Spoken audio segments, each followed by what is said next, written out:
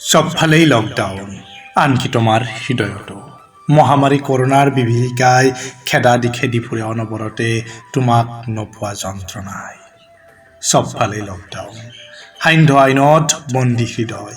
কেতিয়াবা মন যায় সান্ধ্য আইন উপেক্ষা কৰি কৈ দিম দুখৰ চহৰৰ গোপন কথা। কি যন্ত্ৰণা! নিজকে সান্ধ্য আইনৰ হাতত গতাই বন্দী কৰিছো অন্ধকাৰ কালকোঠৰীত।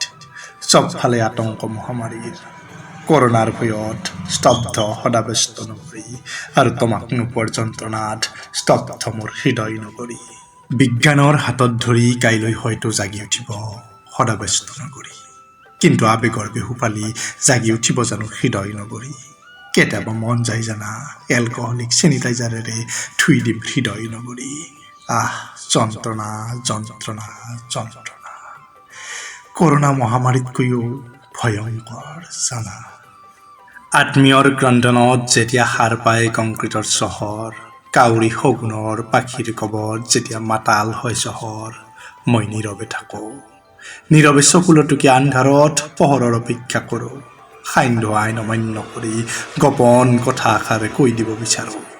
আৰু কিমান দিন সান্ধ্য আইনৰ গলাত বহি নিজকে কালকোঠৰীত আবদ্ধ কৰিম।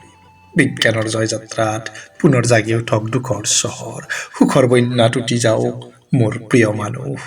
আৰু মই লাগিলে চিৰদিন চিৰদিন নিজকে সান্ধ্য আইনৰ কলাত অৰ্পণ কৰি বিচাৰি ল'ম অন্ধকাৰ কালকোঠৰী।